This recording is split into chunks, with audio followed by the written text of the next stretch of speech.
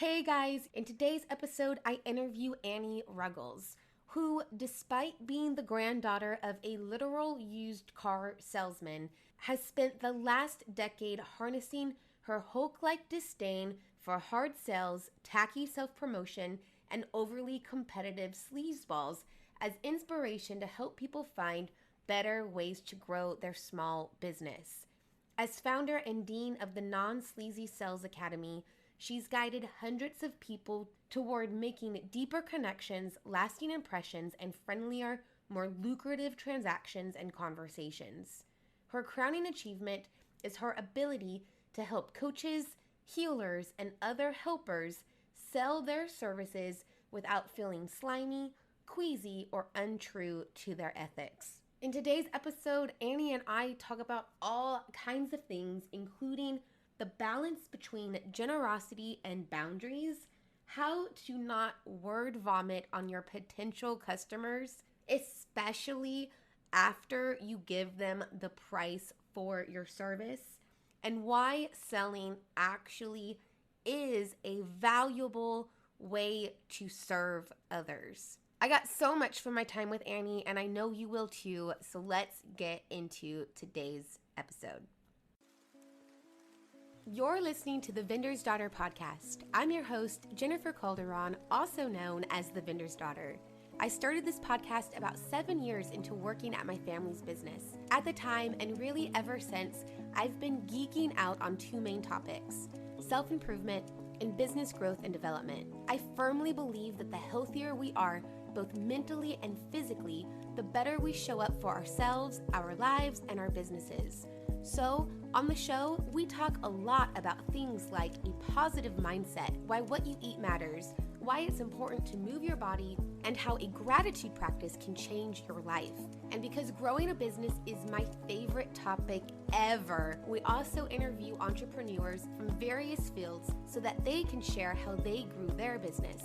Which means along the way, we'll also talk about things like email list, growing an Instagram, and knowing when it's time to hire your next employee. You guys, the only thing I might like to talk about more than business is coffee. I love coffee. So grab a fresh cup and listen in as we deep dive into all the things.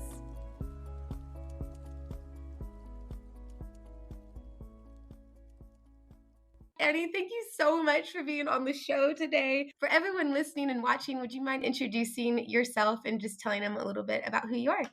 Absolutely. Hi, everybody. I am Annie P. Ruggles. I am the founder of the Non Sleazy Sales Academy, calling out to healers, helpers, coaches, and other do gooders who struggle to include themselves in their own success. How did you get into sales? I know you have a little bit of a non-traditional path into the selling world, so I'd love to share that. The least capable person of including themselves in their success was this person right here that I'm pointing at with both hands. Yours truly. I do have a weird, wobbly path to get here. Although, if you just took my life like birth to now, it seems totally normal. But if you follow the 36 some odd years in between, then it gets real funky. I am the daughter of a motivational speaker of great renown and a business strategist who's crazy smart. Both of them retired now. I am the granddaughter of a used car salesman who was decorated for his honesty, and a writer,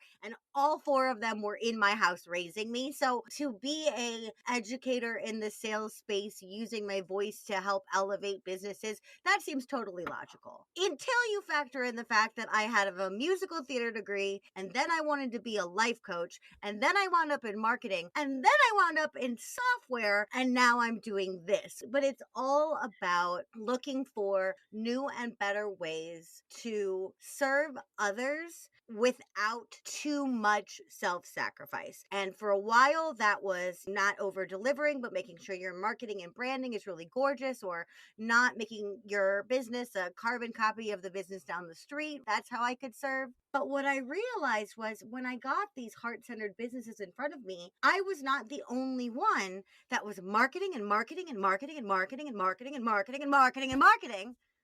Only two exhaust themselves financially, energetically. Their time was gone. They hadn't seen their kids. Mhm. And they're looking at me going, wait, we just made this gorgeous marketing plan. And I just paid you for this gorgeous marketing plan. Where are my clients? Where's my money? One day, lightning struck, and I said, let me listen to your sales calls. And I realized, due to misconceptions of what selling is, combined with either bad education or a lack of education as to how to sell, was sabotaging these businesses at the final critical moment, negating all that they had built up.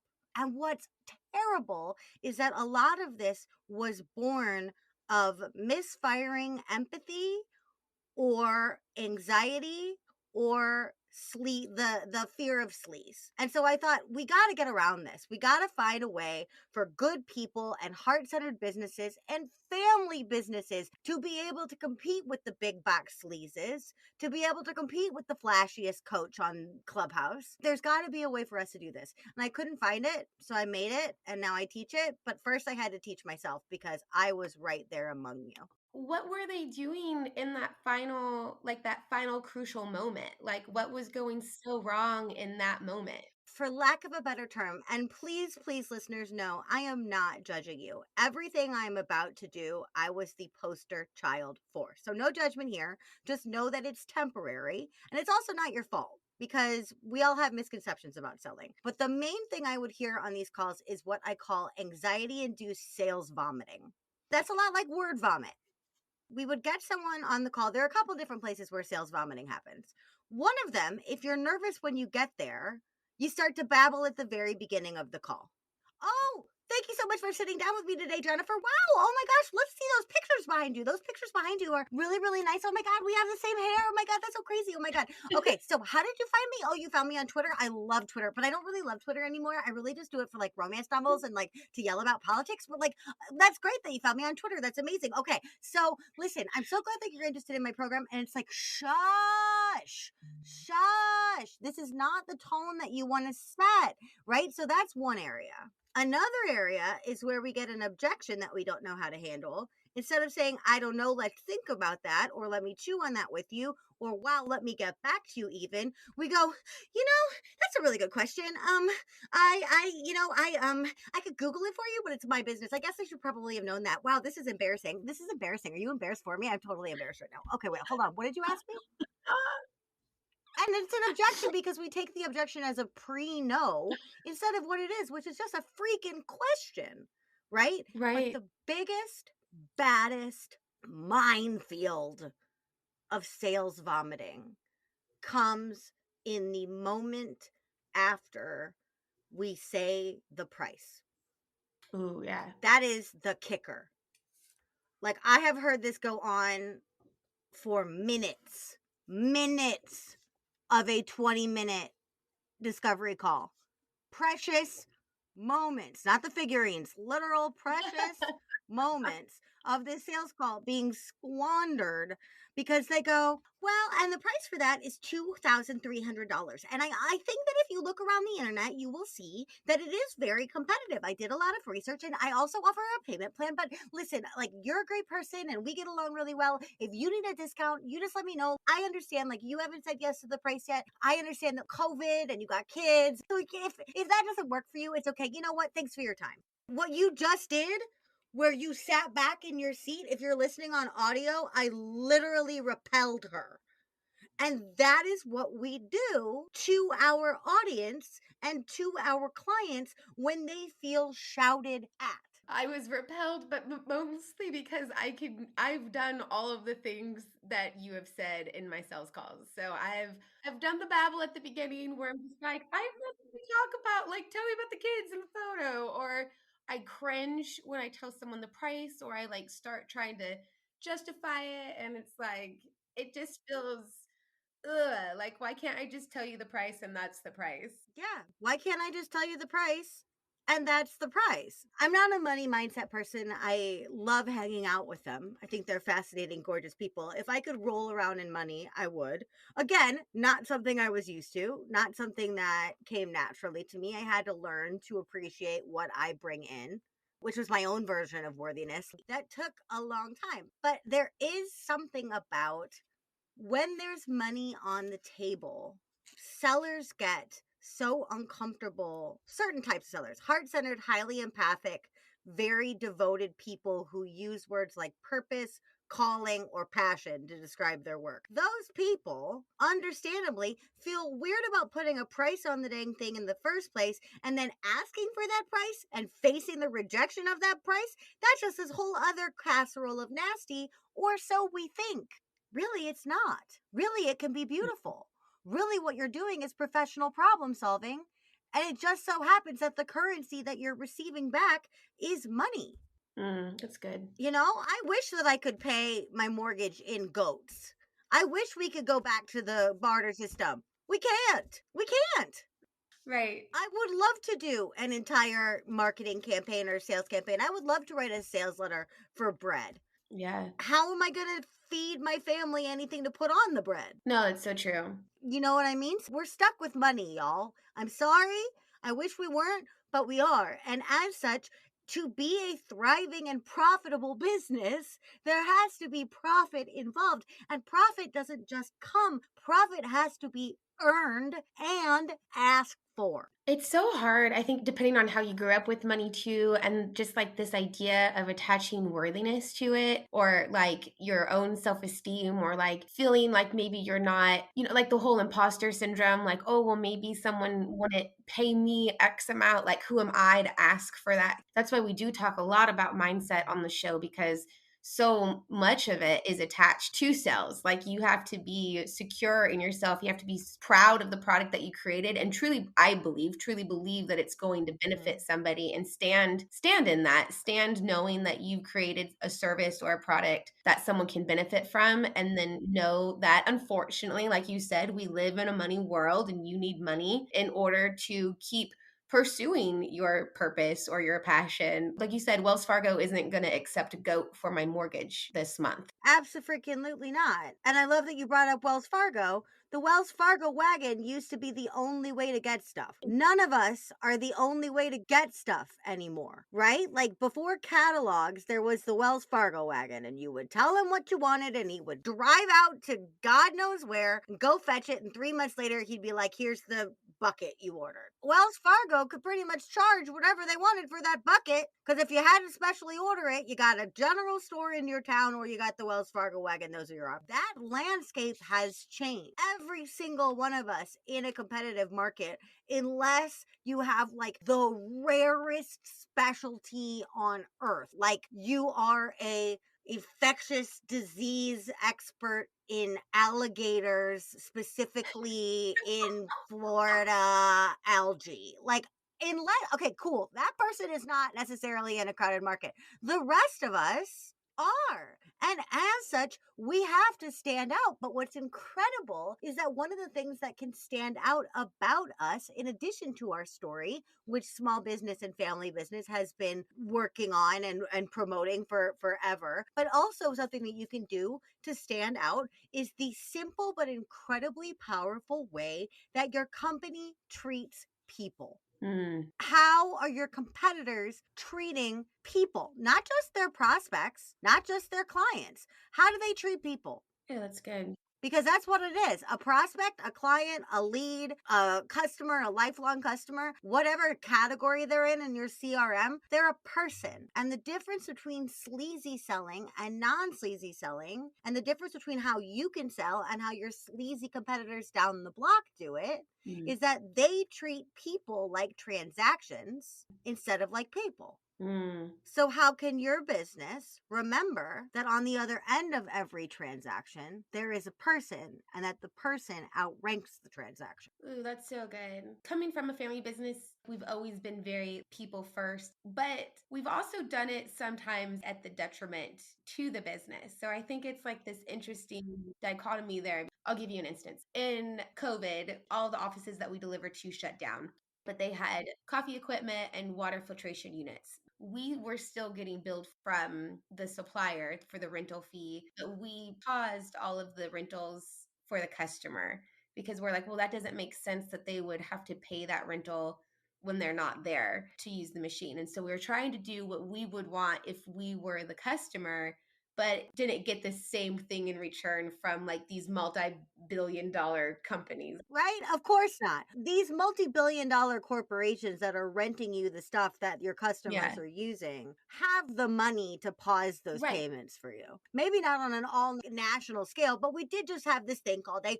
global freaking pandemic that maybe they could have cut you some slack or said, let's reduce your rates, let's put you in a holding cell. Obviously, you're not having to refill the water, so let's reduce whatever. Right. They could have worked with you in that way. We're recording this on the last day of March 2021. 12 months, because it started March 12th. 12 months of my life talking about how on earth we can compete and sell during COVID. And what I have said and what you've just demonstrated, both with your story and their story, the people that did not cut you the deal, Right. is that selling in times of hardship is a dance between generosity and boundaries. And so what happened was, if you wound up feeling resentful, like negative feeling towards your clients, they're billing us, we're not even charging them. Right. If it got there, that means that you went too far against a boundary. Oh, that's good. Right? Maybe there was a way that you could have pulled back the generosity just Yeah. slightly, not all the way, but just slightly. Dial down the generosity, dial up the boundary. But more importantly, you said, look, our clients need generosity right now. I got to lead with that. They are hurting. All of those offices are closed. They don't need us, but also we're hurting. So maybe I got to dial up the boundary. And with that giant corporation, they were going, cut costs, cut costs, cut costs, keep the money coming in and cut the costs, cut the costs, cut the costs, keep the money coming in, cut the costs. They have to. They're corporate. They have however many employees. They got to look out for their investors and their shareholders and their bottom dollar. What they did is they went, generosity? No. Boundaries, keep paying us. What you did is you went, boundaries? No. Generosity, no payment for you. But I also don't know if they understood the full effect of your generosity. And I'm not saying you got to stand on the corner and be like, we're taking on our clients' expenses. But also at the same point, you could go to them and say, listen, we're getting billed for this. It sucks that we're getting billed for this. I obviously Yeah. wish we weren't getting billed for this, but I also understand that right now you don't have these offices. So I wish I could pay it for you completely. What I can do is for the next 3 months, I'm not going to bill you for that. And then for the 3 months after that, I'll bill you at half just to cover what we're paying. So that is like right in the middle of generosity and boundaries, and the clients understand that you're sticking your neck out for them, so the client feels loved, seen, and supported during hardship without accidentally taking advantage of you. Yeah, and that's what it was. They have no idea that I'm still being billed on the back end. Like you said, they don't understand the actual situation. They just think she owns the equipment, so that's nice. Well, and some of that's not their Right. business anyway. Like some of that is private. You, depending on what you want to disclose, because every Mhm. business is different, there is a way to say, look, I'm going to reduce your cost by this much in a holding cell until your office is reopened. And then I hope that when life returns to normal, you'll remember that we stuck with you, and we hope that you'll Yeah. stick with us. Because that's the other thing about, if you don't tell people that you're honoring them with what you're doing, when you're making these decisions anyway, just go the one step further of mentioning it to the client, because you also don't know that after the pandemic's over, because they don't know the fact that you've been suffering on their behalf, that they're not going to go, I think we're all going to go keto. No more bread. And while we're at it, no more coffee. Let's just ditch them and get this salad bar in here. Right. You don't want that. No, you're You right. don't want that. And also, you couldn't blame the client if they did, because you didn't tell them that you're going that extra mile. And again, it's about the tone of it. You're not going to be like, guess what, jerks? I'm the best business person in the world, and I'm gonna comp all your stuff because I'm awesome. You're not a mob boss. Oh, You're not like putting favors out there to intimidate people, but you can say, hey, clients, don't even have to do this individually. Hey, clients, we love you. This is hard. Mm. Let's get it through it together. I'm pausing your coffee rental fees for 3 months in hopes that we can get you back into the office sooner. If we're still not back into the office in 3 months, let's renegotiate then. Let us know if you need anything in the meantime. We do home delivery if your clients want Mhm. whatever, right? Like, who cares? You can figure that out. That's a negotiation. That's a conversation, but it's a conversation based on your generosity and your boundary. I love the two combined because it has been a lot of generosity and no boundary, and that just leaves you resentful and wondering why you're in business in the first place because you have no money to show for it. Yes. And that was my experience in my life coaching career, in the beginning of my marketing and branding career. And by the beginning of, I mean Yeah. years, right? Like I may not complain, but speak weirdly about my weird foray into software, but at least software saved me from the idea of like, let me sacrifice and sacrifice and sacrifice and sacrifice and sacrifice and never ask and always have a full to-do list and an empty bank account. Ooh, Mm-mm. that's real. Mm-mm. It's not working. And again, that was because my dial was cranked all the way up on generosity and Yeah. all the way down on boundaries. And if you look at the dial in your mind, and for people who aren't watching the video, I always picture it as like an old school volume dial, like it twists, right? If you crank that puppy all the way to the right in generosity land, there's a word there that's not generosity. It's called masochism. Ooh. It's over generous. It's masochistic. It's martyry if you get Mm. resentful about it. Don't go all the way over there. You need to crank it to 11, but 11 still's got a boundary attached to it. 11 plus is going to kill your business while you look like a great person and you can go and tell your priest and your mother-in-law that, hey, I'm doing all these beautiful things. And they're going to go, yeah, but you bought me a really stupid Christmas present. The premier sponsor of The Vendor's Daughter is Oh Goody, a snack box subscription that focuses on bringing better for you snacks made with whole ingredients right to your door each month. We work exclusively with emerging brands, aka small businesses, who are committed to using better ingredients so that snack time is something you can feel good about. Visit ohgoodiebox.com, that's OHGOODIE box.com, and use code TVD as in the vendor's daughter for 10% off.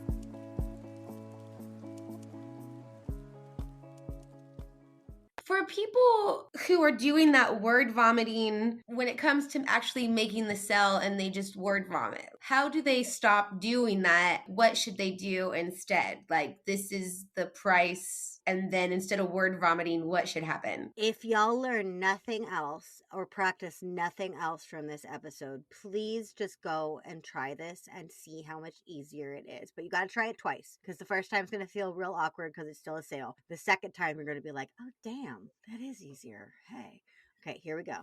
It's a 3-part system. The first thing is you say, you've just told them all about what they want. You've gauged their interest and you've earned that, right? You've earned the point of talking about pricing. That's the prequel. Now what you're going to do is you're going to say, and the price for that is this. And you're going to say the price here. And then that's step 1. Then step 2, you're going to ask them a question about how the price lands on them, including the question, or like, you could just use the question, how does that land on you? Or is that about what you were thinking about solving this problem? Or does that number surprise you? Does that feel logical to you? But my favorite is, how does that land on you? Or is that about what you were expecting to spend for this? Now, here's the thing. They could say no, but they'll give me a qualified no. No, it's not what I was expecting. Or how does it land on you? Too high if it's too high. Or, wow, that's cheap. Right? I have to put it back on them. But I ask for them for their gut reaction. Does this work for you? Yes or no? Is this what you were thinking? Yes or no? And then while they think that over, this is the kicker, folks. I don't say anything. If you're on a phone call and they can't see you, click the mute button. If you're on a sales call and they can see you, bite the inside of your cheek. Smile and bite. We won't do any damage, but it'll keep your mouth shut. Look like you got something stuck in your tooth and you don't want to embarrass yourself on the call. Bite the inside of your cheek. Just sit there and shut up. Mm-hmm. Mm-hmm. That's it. Say the price. Ask a temperature check I question. love that. Hush. That's it. I mean, and I tell everybody, I say this on like a bunch of shows that I am on that I'm so lucky to be on. I say over and over that the great irony of my life is that someone as loud as me is paid to teach people to shut up. But that's really what non sleazy selling is. Non sleazy selling is the art of listening to Mm, assess fit. And if fit is attained, prescribe a solution. That's it. How do you do that without listening? mm. You don't. You just baby bird them everything that you want them to buy otherwise, right? You berate them. If you went to a restaurant and you're on like a beautiful romantic date and you're super excited, let's say you're celebrating something on this beautiful romantic date and you've been waiting to get into this restaurant for forever because you're celebrating and it's fancy and post COVID, and oh my gosh, you get to go eat inside and blah, blah, blah. And the waiter comes up, very snappy, and he says to you, Jennifer, would you like to know today's special? And you say, yes, I would love to know the specials. And then he tells you the specials. And then instead of leaving so you can look at the damn menu, the waiter looms over the table and goes, did I tell you about the veal? Did I tell you about the steak? Are you a vegetarian? Are you a vegan? You know, down the street, their steak is cheaper, but I think it's tougher and they don't have our blend of spices. And have I told you about the chicken? Did we mention the chicken? Oh, okay. Well, maybe you don't like chicken. Wait, do you like chicken? I didn't even ask you. Wait, what's your name? Jennifer? Oh, Jennifer. My sister's name is Jennifer. You would leave the restaurant. Yeah.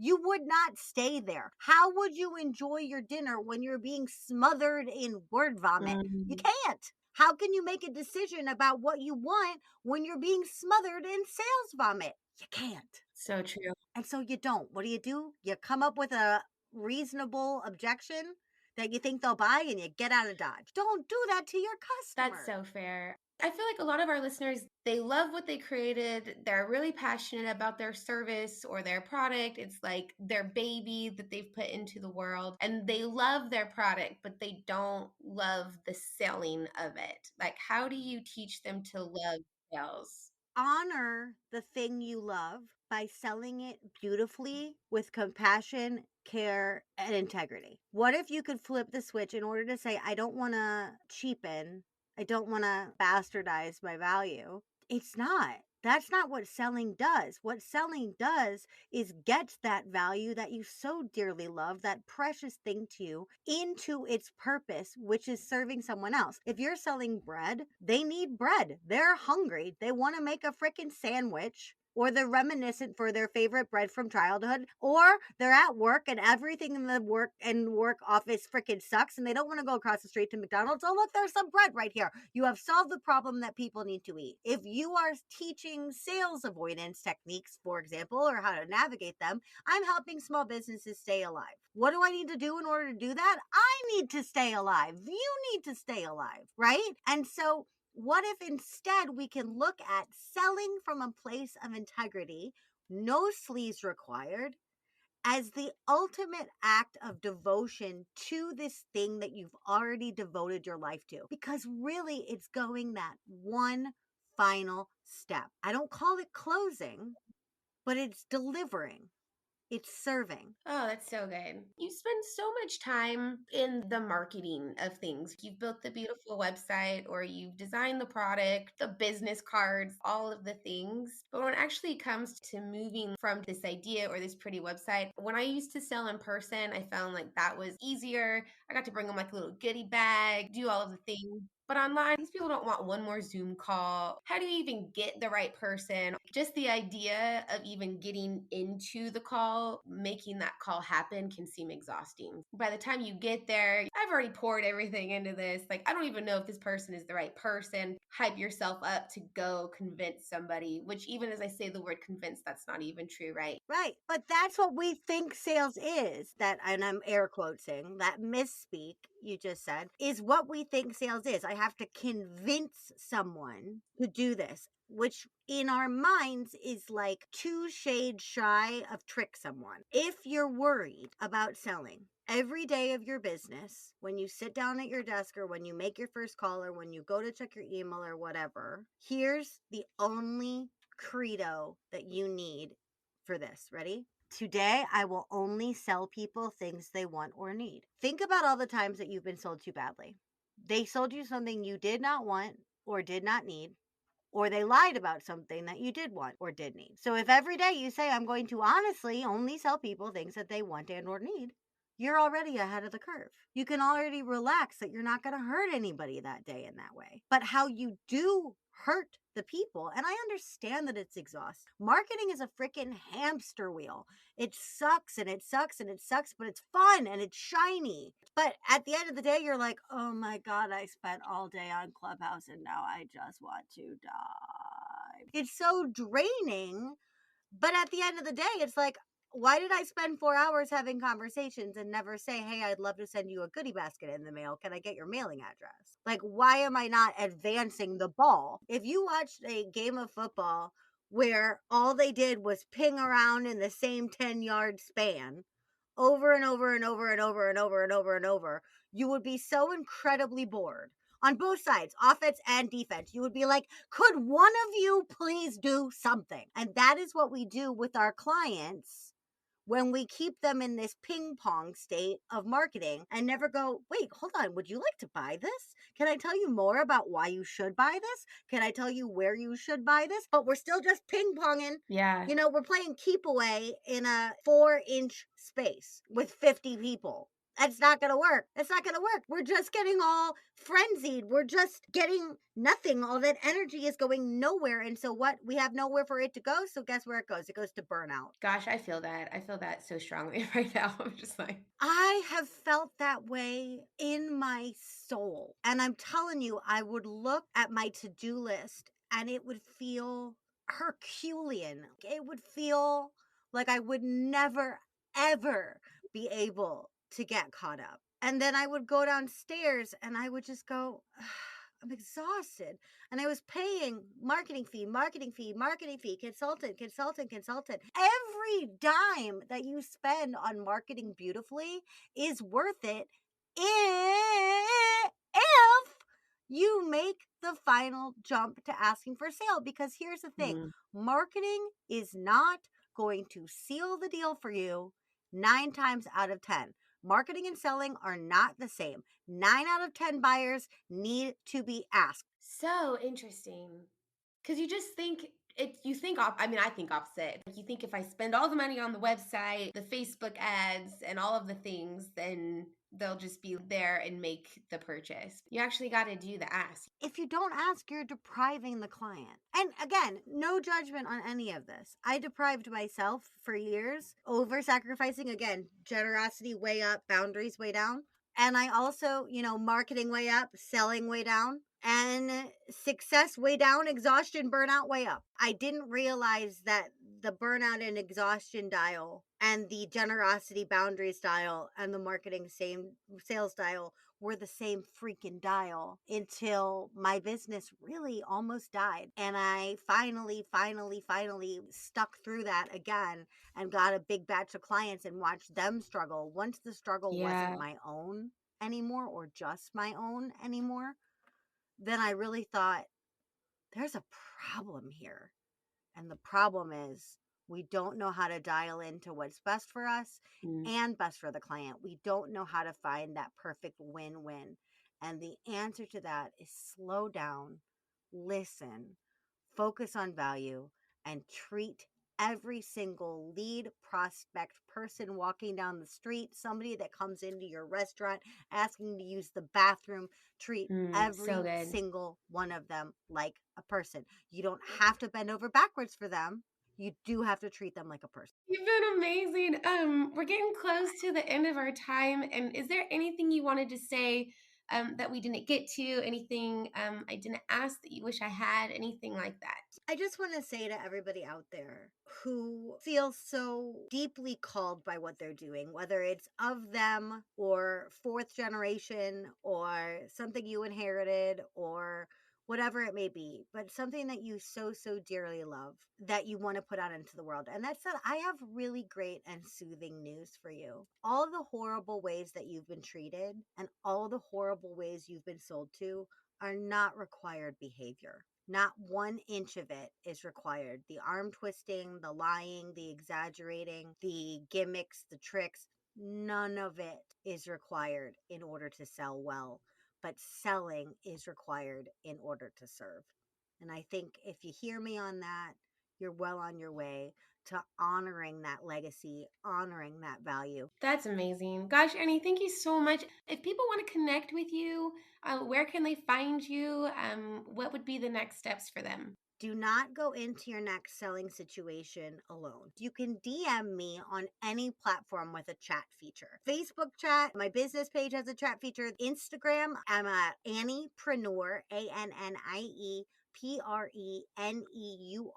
That's number one. LinkedIn has an amazing chat feature. Who freaking knew? Just search my name and I'll come right up to the top. But if you're getting stuck on something, or if you're nervous and you need a technique, I will give you that tip. No payment needed. I would love to get you unstuck so that you can experience non-sleazy selling for yourself. If now is not the right time for you to do that, or you're like, I'm not reaching out to you crazy yelling lady, then go to my website, AnniePRuggles.com, and there you can find my masterclass, which is called Making Selling Easy Without Getting Sleazy, which is free. You can hear the shows that I've been on, like this show that I'm so grateful to be a part of. And you can also find my own podcast, Too Legitimate to Quit, Instantly Actionable Small Business Strategies with a Pop Culture Spin. Hey guys, thanks for listening to today's episode. If you enjoyed it, which I hope you did, make sure you subscribe so that you never miss what's next. If you really enjoyed it, I'd be super grateful if you could leave a review on iTunes or anywhere that you listen. And if you really enjoyed it, then I'd love if you'd share it with a friend. Last but not least, make sure you're following us on Instagram at The Vendor's Daughter for a behind-the-scenes look at my personal and professional life, and for what I hope is a little bit of daily inspiration as we walk this crazy journey together.